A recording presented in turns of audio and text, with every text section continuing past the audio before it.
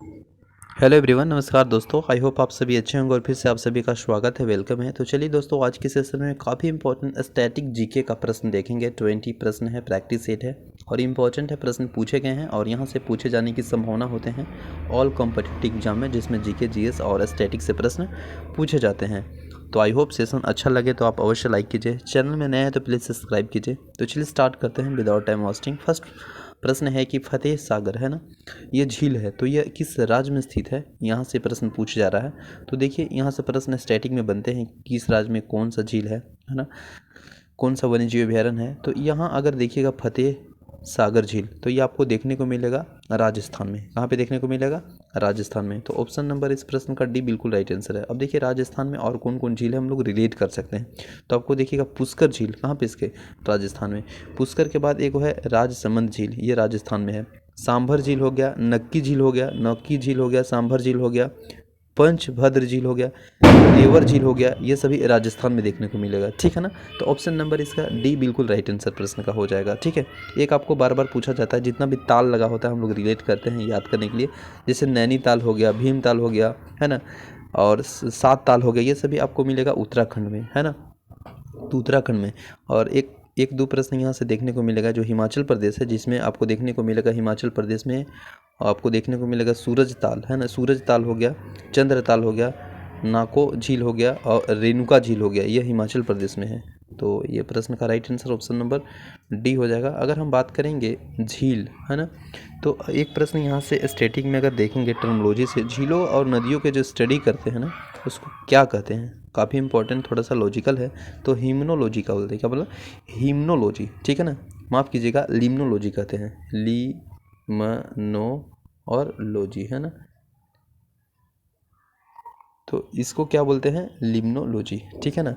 तो जो झील और नदियों के बारे में अध्ययन करेंगे उसको क्या बोलेंगे? Limnology, limnology. ठीक है। इसके बाद नेक्स्ट प्रश्न है, पेनार परियोजना किस नदी पे स्थित है? तो पेनार परियोजना कृष्णा नदी पे स्थित है। ऑप्शन नंबर ए इस प्रश्न का बिल्कुल राइट आंसर हो जाएगा, कृष्णा नदी पे स्थित है। कभी कभी ये भी प्रश्न पूछा जाता है, नागार्जुन परियोजना किस नदी पे स्थित है? तो ये कृष्णा नदी पर ही स्थित है ना। हीराकुंड बांध, जो कि आप सभी जानते हैं, हीराकुंड बांध दुनिया का सबसे बड़ा बांध, लंबा बांध है ना, तो यह किस नदी पे स्थित है? तो महानदी पे। किस नदी पे स्थित है? महानदी पे। ठीक है।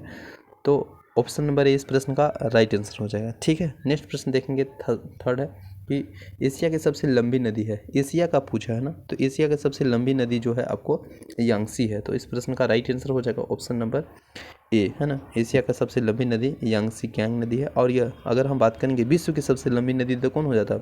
नील नदी, जो कि विक्टोरिया से निकलती है, विक्टोरिया झील से निकलती है, भूमध्य सागर होते हुए यहाँ गिर जाती है। तो option number A right answer हो जाएगा। नेक्स्ट है, अब देखिए यहाँ प्रतिपादक है और इसका नृत्य रूप है, तो इसको मिलान करना है। जैसे कथकली फेमस है, तो आप सभी जानते हैं कथकली है शंकर इब्रंत्री को, तो कथकली आपको देखने को मिलेगा यहाँ पे। ठीक है। इसके बाद भारतीय नाट्यम, भारतीय नाट्यम जो है वो आपको देखने को मिलेगा पुष्पा भूया को, तो पुष्पा भूया आपको यहाँ हो जाएगा इस प्रश्न का। इसके बाद सुरेंद्र जैना है, तो सुरेंद्र नाथ जो जैना है, सुरेंद्र नाथ जो जैना उड़ीसी के लिए है, तो यहाँ हो जाएगा आपका इस तरह से। इसके बाद फिर है उमा शंकर, तो उमा शंकर बच गया कथक के लिए, तो उमा शंकर कथक के लिए। तो इस तरह से देखिएगा तो ऑप्शन नंबर आपको बी इस प्रश्न का राइट आंसर हो जाएगा। नेक्स्ट प्रश्न है, 2011 जनगणना के अनुसार जनसंख्या घनत्व डेंसिटी के आधार पर केंद्र शासित प्रदेशों के घटते हुए क्रम में सजाना है। तो केंद्र शासित प्रदेश को सजाना है घटते हुए क्रम में। तो देखिएगा दिल्ली तो सबसे हो जाएगा, यानी दिल्ली पहला जाएगा और सभी पहला है, तो एलिमिनेट नहीं कर सकते हैं, बिल्कुल आप समझ रहे हैं मेरी बात को। तो दिल्ली यहाँ हो जाएगा। दिल्ली के बाद अगर हम लॉजिकली लगाएंगे तो चंडीगढ़ है ना, तो दिल्ली चंडीगढ़, दिल्ली चंडीगढ़, तो एक के बाद चार, एक के बाद चार यहाँ पे भी है ना।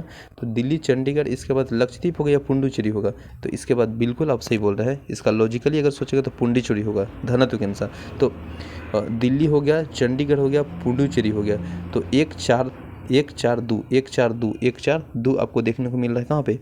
इसमें। इसके बाद फिर तीन हो जाएगा लक्षद्वीप, तो बिल्कुल इस प्रश्न का राइट आंसर हो जाएगा ऑप्शन नंबर डी। नेक्स्ट प्रश्न है, समुद्र है और देश है, इसमें मिलान करना है ना। जैसे एड्रियाटिक सागर, तो एड्रियाटिक सागर जो है वो कहाँ पे है? ये आपको देखने को मिलेगा इटली में, तो एक का दो हो जाएगा। फिर है काला सागर, तो काला सागर याद ही है, काला सागर कहाँ है? बुल्गारिया में, है ना, काला सागर बुल्गारिया में, तो बुल्गारिया आपको देखने को मिलेगा यहाँ पे। तो एक डी का वन, तो डी का वन देखेंगे हम तो यहाँ पे है ना, डी का वन यहाँ पे भी है और यहाँ पे भी डी का वन है, देखिए यहाँ पे इसमें है ना, यहाँ पे भी डी का 1 है, तो या तो ए होगा या तो बी होगा। इसके बाद उत्तरी सागर की बात करेंगे। उत्तरी सागर तो आपको देखने को मिलेगा कहाँ, उत्तरी सागर यानी यूनाइटेड किंगडम में, तो उत्तरी सागर हो जाएगा यूनाइटेड किंगडम में हो जाएगा। काला सागर भी हम कहाँ देखें, काला सागर देखें बुल्गारिया में, तो यहाँ पे हो जाएगा बुल्गारिया। बाल्टिक सागर आपको देखने को मिलेगा पोलैंड में, तो पोलैंड हो जाएगा।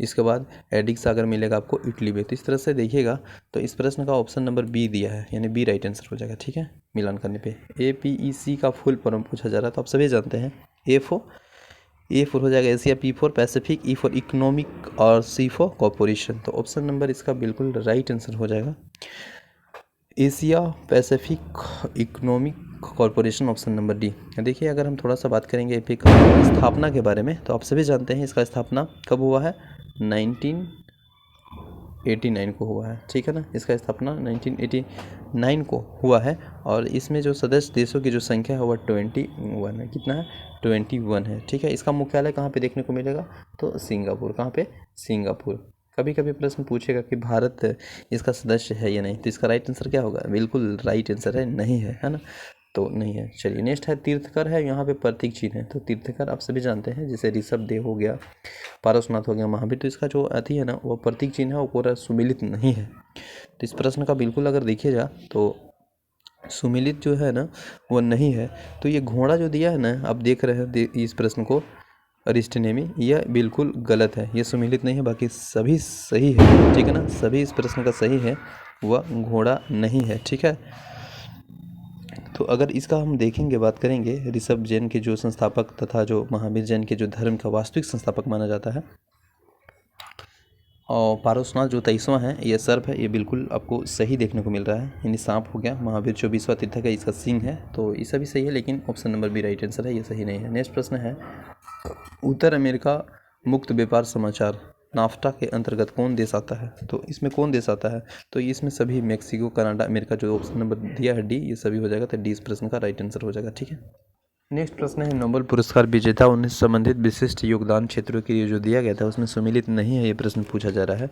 तो ऑप्शन ए में है रविन्द्रनाथ टैगोर जो साहित्य से संबंधित है, और ऑप्शन बी में है CV रमन जो कि भौतिकी से संबंधित है, जिसे 1930 ईस्वी में दिया गया था प्रकीर्णन की खोज के लिए, प्रकाश के परिकीर्णन के लिए, है ना, नोबेल पुरस्कार।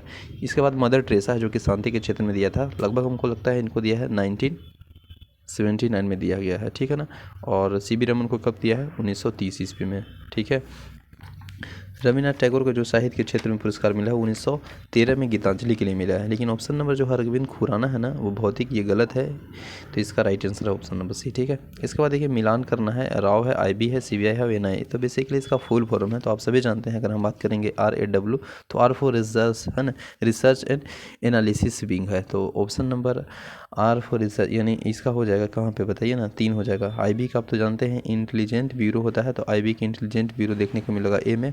CBI, यानी CBI का फुल फॉर्म क्या होता है, सेंट्रल ब्यूरो इन्वेस्टिगेशन, और NI का नेशनल इन्वेस्टिगेशन एजेंसी। तो इस तरह से मिलान कर लीजिए, जैसे CBI है तो CBI के क्या हो जाएगा, सेंट्रल ब्यूरो इन्वेस्टिगेशन, तो C का 3 मैंने C का 4 आ जाएगा, तो C का 4 यहाँ पे भी दिया है, यहाँ पे भी दिया है।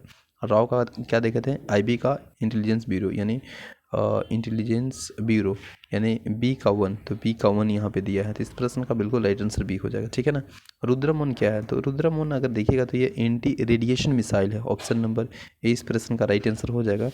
नहीं, anti radiation missile option number C हो जाएगा, और यह DRDO के द्वारा विकास किया गया था। आप सभी जानते हैं DRDO ये सब में आपका मुख्य योगदान रखता है, तो काफ़ी इंपॉर्टेंट है प्रश्न, याद रखिएगा। रुद्रम-1 क्या है, स्टैटिक है, anti radiation missile, option number C। प्रसिद्ध महिला टेनिस खिलाड़ी जस्टिस हेनिस हार्ड किस देश की है, तो ये किस देश की रहने वाली है, किस देश से है, तो यह बेल्जियम से है, ऑप्शन नंबर C इस प्रश्न का राइट आंसर है, option number C Belgium. Next है Garden Reach ship buildings and engineering limited कहाँ पे स्थित है, तो ये लोकेशन पूछ रहा है कहाँ पे स्थित है, तो कोलकाता में स्थित है, कोलकाता, यानी option number B right answer हो जाएगा। निम्नलिखित में से किसे भारत का मैनचेस्टर कहा जाता है, तो भारत का मैनचेस्टर किसे कहा जाता है, तो भारत का मैनचेस्टर किसे कहा जाता है, यानी अहमदाबाद को कहा जाता है, ऑप्शन नंबर D। अगर ये प्रश्न पूछ दिया जाता ना कि जो मैनचेस्टर है, कभी कभी ये प्रश्न पूछा जाता है, जैसे उत्तर भारत के मैनचेस्टर तो कानपुर को कहा जाता है ना, अहमदाबाद भारत का मैनचेस्टर कहा जाता है, तो सही है। तो कभी कभी ये भी प्रश्न पूछ दिया जाता है अलग अलग लोकेशन से, तो याद रखेंगे, है ना। तो प्रश्न का राइट आंसर हो जाएगा option number Ahmedabad D. Next प्रश्न है, किस समकालीन चित्रकला ने महात्मा गांधी पर चित्रों का एक श्रृंखला बनाई है? तो श्रृंखला बनाई है, यह प्रश्न का राइट आंसर हो जाएगा Atul Dondiya, option number D. Next है, संयुक्त राष्ट्र अमेरिका का लोकप्रिय या कि स्टेडियम कहाँ पे स्थित है? तो ये स्थित है आपको न्यूयॉर्क में, ऑप्शन नंबर बी। नेक्स्ट प्रश्न है, 18 अंतर्राष्ट्रीय भारतीय अंतर्राष्ट्रीय अनुष्ठान के क्षेत्र में बड़ा सफलता खाली स्थान को स्थापना के साथ आई थी? तो ये आई थी आपका भौतिक अनुष्ठान प्रयोगशाला, ऑप्शन नंबर ए। नेक्स्ट है, 2017 में प्रकाशित भारतीय अंग्रेजी उपन्यास सीता वरियर ऑफ मिथिला का लेखक कौन है? तो ये इसका लेखक प्रश्न पूछा जा रहा है, तो इसका लेखक आपको देखने को मिलेगा Amit Tripathi, option number B. Next है, निम्नलिखित में से किस प्रधानमंत्री ने भारत रत्न पुरस्कार दिया गया था? किस प्रधानमंत्री को भारत रत्न पुरस्कार दिया गया था? तो यह दिया गया था प्रधानमंत्री मोरारजी देसाई को भारत रत्न दिया गया था 1991 में। तो Morarji Desai, option number B जो राइट आंसर हो जाएगा, है ना। और सब आपसे भी जानते हैं भारत रत्न भारत का सर्वोच्च नागरिक पुरस्कार है ना। लाल बहादुर शास्त्री को भी दिया गया था भारत का मरणोपरांत दिया गया था भारत रत्न। कब दिया था? 1966 ईस्वी को, 1966 ईस्वी को। इसके बाद राजीव गांधी को 1991 में भारत रत्न मिला था। गुलजारी जो लाल नंदा है उनको भी भारत रत्न मिला था 1997 में। इंदिरा गांधी को भी भारत रत्न मिला था 1971 में, है ना, 1971 में। ठीक है, तो इस तरह से हम लोग याद रख सकते हैं। तो ऑप्शन नंबर इसका क्या हो जाएगा? प्रधानमंत्री जो कि भारत रत्न पुरस्कार मिला है, तो ऑप्शन के अनुसार हम बी टिक आउट करेंगे, राइट आंसर हो जाएगा मोरारजी देसाई। ठीक है, Morarji Desai, option number B इस प्रश्न का राइट आंसर हो जाएगा। पूछेगा कब मिला था, तो याद रखिएगा कब मिला था, तो बोल दीजिए ना 1991 में। तो आई होप सेशन अच्छा लगा होगा, तो लाइक कीजिएगा, शेयर कीजिएगा। Thank you so much, take care, bye bye, जय हिंद।